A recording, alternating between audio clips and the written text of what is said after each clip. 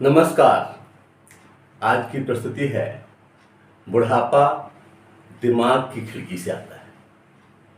ये एक बहुत ही विचारणीय प्रश्न है कि हिंदुस्तान के लोग ये विचार करते हैं कि आयु इतनी हो गई, रिटायरमेंट हो गया, क्या करना है।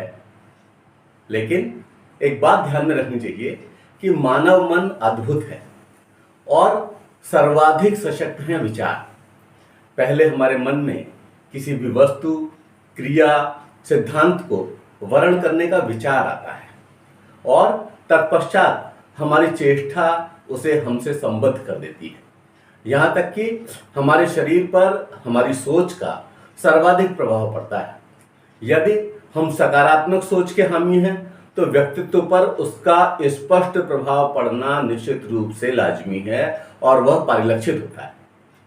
अगर हम पॉजिटिव थिंकिंग वाले हैं, अगर हम सकारात्मक चिंतन करने वाले हैं तो उसका प्रभाव हमारे शरीर पर दिखाई पड़ता है। और अगर हम नकारात्मक चिंतन वाले हैं तो उसका प्रभाव भी दिखाई पड़ता है। तो हम अपने स्वभाव को ऐसा बना लें कि वह सकारात्मक चिंतन वाला हो और हम ऐसा सोचें कि जो भी होगा अच्छा ही होगा, जो हो रहा है अच्छा हो रहा है, आने वाला कल भी अच्छा ही होगा। हम अलग अलग लोगों का अलग अलग मिजाज देखते हैं। यह स्वभाव मानव मन की तरंग दिशा से ही निर्धारित होता है। कुछ लोगों को युवावस्था में बुढ़ापे का और कुछ वृद्धजनों को बुढ़ापे में युवा अवस्था का आनंद उठाते हुए देखा जा सकता है। सबसे महत्वपूर्ण यह है कि आपने मन में सोचा क्या हुआ है, आप अपने आप को किस तरह का विचार कर रहे हैं। आवश्यकता इस बात की है कि हमें स्वस्थ रहना है, मस्त रहना है और व्यस्त रहना है। अगर हम स्वस्थ रहेंगे, मस्त रहेंगे, व्यस्त रहेंगे तो हमें बाकी चीज़ों के लिए फुर्सत ही नहीं मिलेगी।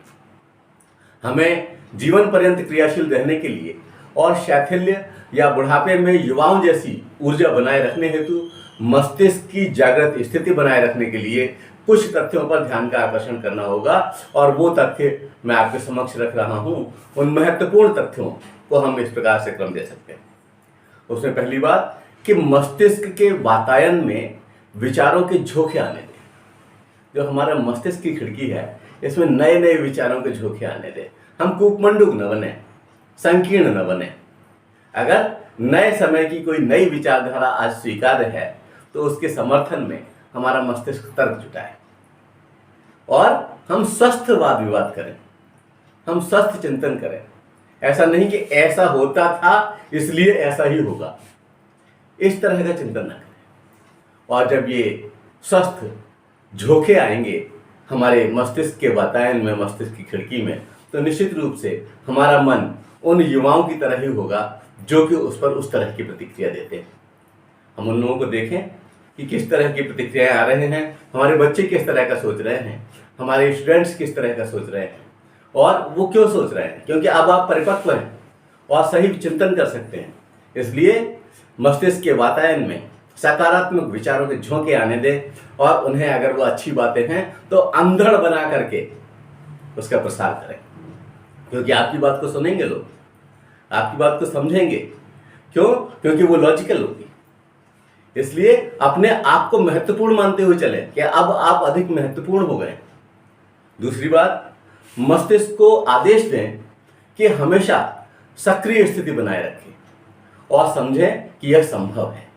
असल में हमारा जो अनकॉन्शियस माइंड होता है उसको साधने में हमें समय लगता है, लेकिन जब वो सध जाता है तो हम विचार करें ना करें, हम उस पर ज़्यादा ध्यान दें ना दें, हमारा अनकॉन्शियस माइंड खुद ही रिलीज करता है, खुद ही इस तरह की वेव्स बनाता है जिससे कि हम सक्रिय रहते हैं और वो हमारी आदत का, हमारे व्यवहार का हिस्सा बन जाता है।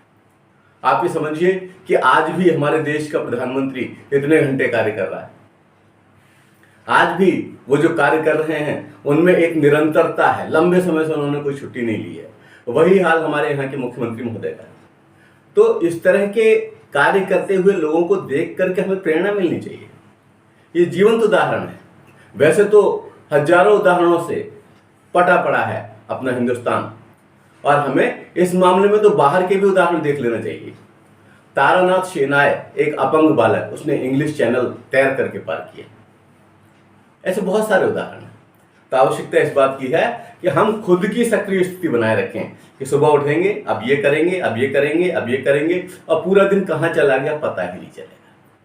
और ऐसी स्थिति में हमारी उम्र वहीं पर ठहर जाएगी जहां पर हमने अपने आप को पूर्णतः सक्रिय रखने की व्यवस्था कर ली, हमारी उम्र वहीं पर ही ठहरी रहेगी। ये एक बहुत ही महत्वपूर्ण बात है और अनकॉन्शियस माइंड ये कर दिखाएगा। अनकॉन्शियस माइंड की ताकत पर अविश्वास नहीं किया जा सकता। तीसरी बात, हल्का व्यायाम की निरंतरता हमारी दैनिक दिनचर्या का हिस्सा होना चाहिए। हम प्रतिदिन, ये नहीं कि बहुत हैवी वेट उठा रहे हैं, ये सब कर रहे हैं और जैसे 16 वर्ष का युवा करता है उस तरह से कर रहे हैं, ऐसा नहीं करना है। हमें हल्का व्यायाम करना है, लेकिन करना कैसे? लगातार प्रतिदिन। ये नहीं कि हम 4 दिन नागा कर देंगे, फिर 5वें दिन कर लेंगे, फिर 6 दिन नहीं करेंगे। ये स्थिति खतरनाक है। इस बात की आवश्यकता है कि हम निरंतरता बनाए रखें। अभी एक दिन टहलते हुए एक सज्जन मिले जिनकी आयु 103 वर्ष थी और उस दिन पानी बरस रहा था। मैंने कहा, इस पानी आंधी में कहाँ जा रहे हो आप? तो वो छाता ला करके जा रहे थे और जब मैंने उनसे पूछा, बोले कि भाई मैं बिना टहले नहीं रह सकता हूँ, तो मैं यहाँ से डीएवी कॉलेज जाऊँगा, गोरखपुर में एक बड़ा कॉलेज है, बोले वहाँ पर टहलूँगा। तो आप ये देखिए कि उनकी निरंतरता है, पानी बरस रहा है तब वो छाता लेकर के जा रहे हैं टहलने। तो ये एक विचार, ये एक व्यवस्था, ये उनको व्यस्त रख रही है, स्वस्थ रख रही है और मस्त रख रही है। तो आवश्यकता इस बात की है कि हम भी जो अपने नियम बना लें उन्हें सहज टूटने न दें और नित्य प्रति हल्का व्यायाम करें। जिस तरह की आवश्यकता हमारे शरीर की है उस तरह के व्यायाम का एक क्रम बना लें। अगली बात, व्यायाम और प्राणायाम में फर्क है, इसलिए चौथी बात मैंने कही है कि प्रतिदिन प्राणायाम अवश्य किया जाना चाहिए। प्राणायाम में बहुत ताकत है और आप ये समझिए कि प्राणायाम हमारे तन को ही नहीं, हमारे मन को भी तरंगित कर देता है। अगर मान लीजिए हम केवल इस तरह की स्थिति बनाते हैं, उद्गीत करते हैं, उद्गीत मैं समझता हूँ आप समझते होंगे कि जिसमें एक स्वर का उच्चारण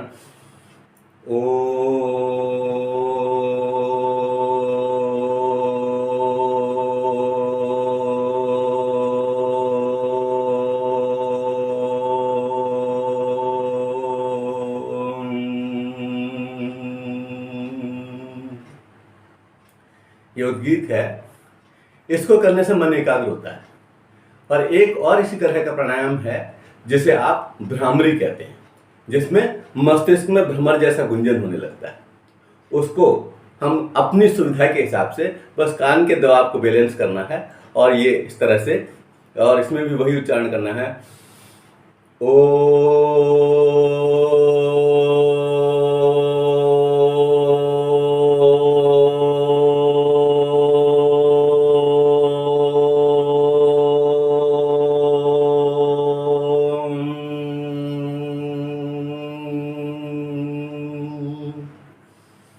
तो ये उच्चारण हमें तरोताजा रखते हैं।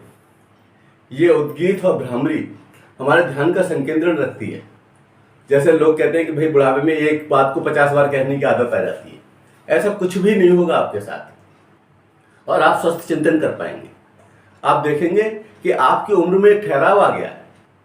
जितने समय से आपने ये सब करना शुरू किया है, आप उसी एज को लंबे समय तक रख पा रहे हैं। तो ये एक जादुई करिश्मा होगा। बस आपको सोचना इस तरह का है और इस तरह का आचरण अपने व्यवहार में लाना है। प्राणायाम आप और भी कर सकते हैं और उनका एक क्रम बना लेना है। जो कुछ भी हम नियम बनाएं और जिस पर हम अच्छी तरह विचार करके बनाएं, उसका हम अनुपालन अवश्य करें। अगली बात कि प्रतिदिन खुश रहते हुए टहलने का समय अवश्य निकालना चाहिए और इसके चमत्कारिक परिणाम होंगे। आप ये समझिए, जो आप सुबह उठ करके तैयार होकर के और बाहर आएंगे, टहलने के लिए जाएंगे, तो आपको कई तरह के विचार वाले लोग भी मिलेंगे। हो सकता है उनके साथ टहलने का मौका भी मिले और नए विचारों से, नई चीज़ों से, और कुछ लोग अखबार पढ़ते हुए भी मिलेंगे। तो बहुत सारी चीज़ें इस तरह की घटित होंगी जिससे आप समय के साथ चल पाएंगे और समय के साथ कदम ताल करना ये एक बहुत ही अच्छी चीज़ होगी। आवश्यकता इस बात की है कि हम नित्य प्रति अपना टहलने का क्रम रखें। अभी मैंने इससे पहले आपको एक उदाहरण दिया था कि वो बरसात में भी टहलने जा रहे थे। तो हम भी प्रयास करें, जहाँ भी जिस तरह का स्थान हमने नियत किया है हम वहाँ पर टहलने अवश्य जाएं, क्योंकि सुबह की हवा भी जादुई होती है और उसमें पूर्ण श्वास प्रश्वास करना, पूरी श्वास अंदर लेना, यानी पूरक, कुंभक और रेचक का अद्भुत समागम आप बना सकते हो टहलते हुए भी। तो आवश्यकता इस बात की है कि इसको हम नित्य प्रति की दिनचर्या में शामिल करें और देखें कि किस तरह से हमारी वो अवस्था एक कुसुमित अवस्था बन जाती है, एक खिली हुई, एक प्रसन्नता से युक्त अवस्था बन जाती है। एक और बात कि जो इस समय के लोग होते हैं वो खास करके परेशान होते हैं अपने पेट से, अरे पचा ही नहीं। इसलिए मैंने इस बिंदु को रखा है कि सुपाच्य भोजन, फल आदि लेकर पेट ठीक रखा जाना चाहिए। देर रात्रि में भोजन करने से बचें। अब दावत वगैरह उड़ाने का समय नहीं। अब जो है आप समय पर भोजन लें और सुपाच्य भोजन लें और भोजन में फल वगैरह लें, सलाद लें और सूर्य संभव हो तो सूर्यास्त से पहले भोजन करें, जिससे आपके उसको पचाने का बहुत अच्छा समय मिल जाएगा और बहुत ठूस ठूस कर नहीं खाना है। जितनी आवश्यकता आप महसूस कर रहे हैं उससे कुछ कम ही खाएं और कोशिश कीजिए कि वो इतना चबाया जाए कि दांत का काम आंख को न करना पड़े। तो इससे आप पाएंगे कि आपका शरीर एक नव स्फूर्ति से भर गया है और आप नव यौवन की ओर बढ़ रहे हैं। लोग बुढ़ापे की ओर बढ़ते हैं, आप नव यौवन की ओर बढ़ेंगे। निश्चित रूप से आपके मस्तिष्क में आने वाले इस तरह के झंकृत करने वाले विचार आपको रोज नई संचेतना से जोड़ेंगे और इस संचेतना का ज्वार ऐसा होगा कि आप उसको महसूस करके आश्चर्य की अनुभूति करेंगे। वह जादुई करिश्मा होगा। एक और बात कि जल का पर्याप्त सेवन करें, डिहाइड्रेशन ना हो जाए। जितनी आवश्यकता है शरीर की उतना जल लें और जल भी अच्छा जल लें, कहीं दूषित जल के चक्कर में न पड़े। और जिस तरह से भी हमें अच्छा जल प्राप्त हो सकता है हम उस जल को लें। और जब आप इस तरह से जल का सेवन करेंगे तो जल की कमी नहीं होगी। पसीना आए कोई दिक्कत नहीं है, पसीने के साथ लवण निकले कोई दिक्कत नहीं है, वो सारा का सारा आपके खान पान में संयत हो जाएगा और आपका खुशनुमा व्यवहार आपको और जिंदा दिल रखेगा। ये जिंदा दिली में उत्तरोत्तर वृद्धि होगी, घटेगा नहीं, अगर हम ऊपर लिखी हुई बातों को मानते हुए चलेंगे। एक और बात, स्वस्थ वस्त्र धारण करें, वो स्वच्छ वस्त्र धारण करें और स्वच्छ वातावरण में रहना सुनिश्चित करें। ऐसे स्थान पर नहीं रहना है जहां पर बहुत अधिक नमी हो। उस स्थान को वरीयता देनी है जहां पर कि सूर्य का प्रकाश आता हो, क्योंकि जब हम खुले में प्राणायाम व्यायाम वगैरह करेंगे, मान लीजिए वो छत का हिस्सा है, ठीक है, अगर ऐसी जगह है जहां पर कि खुद सीलन है और सीलन की महक आ रही है तो वो हमें परेशान कर देगी, वो हमारे स्वास्थ्य को खराब कर देगी। इसलिए हमें स्थान के चयन में बड़ा सावधान रहना है।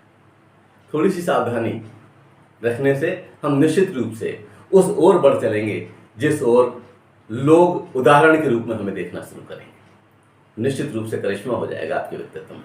अगली बात, आध्यात्मिक चिंतन को दिनचर्या का अनिवार्य अंग बनाएं। लोग कहते हैं हमारे पास कोई काम ही नहीं है। एक सज्जन के पास मैं गया, बोले भाई क्या करते हो आप? तो बोले बैठता हूँ और लेटता हूँ, भोजन वोजन आता है तो खा लेता हूँ, फिर लेट जाता हूँ, फिर सो जाता हूँ, फिर जग जाता हूँ, पता ही नहीं चलता कब क्या क्या करता रहता हूँ। ऐसा नहीं करना है। आपको अपने मस्तिष्क को जागृत स्थिति में रखना है और जागृत स्थिति में रखने के लिए सबसे अच्छा साधन आध्यात्मिक चिंतन है। और आप ये सोचिए, आध्यात्मिक चिंतन में बहुत सारी ऐसी गूढ़ बातें हैं जिसकी तलाश में सारी दुनिया लगी हुई है। अगर आपने उसको तलाश करके दुनिया को दे दिया तो आप एक विशिष्ट व्यक्तित्व हो जाएंगे। एक जगह मैंने पढ़ा, मन की तरंग रोक ले बस हो गया भजन। उसमें उन्होंने भजन करने के लिए कहा था कि मन की तरंग रोक ले बस हो गया भजन, आया है तू कहाँ से जाएगा तू कहाँ, यह बैठ कर विचार ले बस हो गया भजन। आप देखिए कि इसमें भी गूढ़ प्रश्न छुपे हुए हैं और इस तरह से बहुत सारे प्रश्न हैं जो अनुत्तरित हैं, जिसका आज तक जवाब ही नहीं मिल पाया। तो आपके हिसाब से तार्किक ढंग से उसका क्या जवाब हो सकता है, आपका अनुभव उसका क्या जवाब नियत करता है, उस पर हम स्वस्थ बहस करें, अपने युवा साथियों से करें, उन बच्चों के बीच जाएं और उनसे पूछें कि वो इसके बारे में कैसा सोचते हैं, तो आप निश्चित मानिए कि एक कार्य मिल जाएगा मस्तिष्क को और वो तमाम गलत चिंतन से हमें दूर रखेगा। इसलिए आध्यात्मिक चिंतन को भी दिनचर्या का अनिवार्य अंग बनाना है। अगर मान लीजिए आपने वेद नहीं पढ़े हैं, पूरी जिंदगी गुजर गई है, वेद पढ़िए, बहुत अच्छा लगेगा आपको। पहली बार में समझ में नहीं आएगा और उसका हिंदी अनुवाद के साथ पढ़ेंगे, धीरे धीरे समझ में आएगा। लेकिन जब आप समझेंगे कि अरे वेद में इस तरह की बातें कि हमें कृतज्ञता ज्ञापित करनी चाहिए, तो एक एक शब्द जादुई लगेगा। उस सिल के प्रति कृतज्ञता जिस पर किसी चीज को पीसा गया है, उस पौधे के प्रति कृतज्ञता जिसकी पत्तियों का या रस का सेवन करके हम अपने आप को दीर्घजीवी बना रहे हैं, स्वस्थ बना रहे हैं, तो यह तो हमारे स्वभाव का अंग भी नहीं था। उस कृतज्ञता से हम अपने आप को जोड़े और ये महसूस करना, अरे हमने जिंदगी ऐसे ही गुजार दी, हम जो कुछ भी पहने हुए हैं उसके लिए हम कहाँ जिम्मेदार हैं? कोई और है जिसने इसका रेशा बनाया है, कोई और है जिसने इसको उत्पादित किया है, कोई और है जिसने इसे सिला है, कोई और है जिसने इसमें बटन लगाया है। तो हम उन सबके प्रति कृतज्ञता ज्ञापित करें और खुशी की अनुभूति करें। आप समझिए आपका मन मयूर नाचने लगेगा जब आप उन सबके प्रति कृतज्ञता ज्ञापित करेंगे जिनकी सहायता से आपकी व्यवस्थाएं चल रही हैं। जब आप देखेंगे कमरे के किसी भी हिस्से को, तो आपको लगेगा कि हाँ, इसमें योगदान तो हम लोगों का है। तो भले ही वो नहीं है, भले ही वो चले गए हैं, लेकिन आप उनके प्रति कृतज्ञता ज्ञापित करें, आपका मन मयूर आनंदित हो उठेगा और उस आनंद की तरंगे आपको भाव विभोर कर देंगी, आत्मविभोर कर देंगी और आपकी उम्र का वो ठहराव मुस्कान के रूप में आपके चेहरे को परिलक्षित होने लगेगा। अगली बात कि कम बोलें, खुश रहें और खुश रहने दें। इस सिद्धांत का अनुपालन जो है वो सुनिश्चित किया जाना चाहिए। हमें बहुत अधिक नहीं बोलना है, चिंतन करना है, मनन करना है, विचार करना है, लेकिन जब आवश्यकता हो तभी हम बोलें।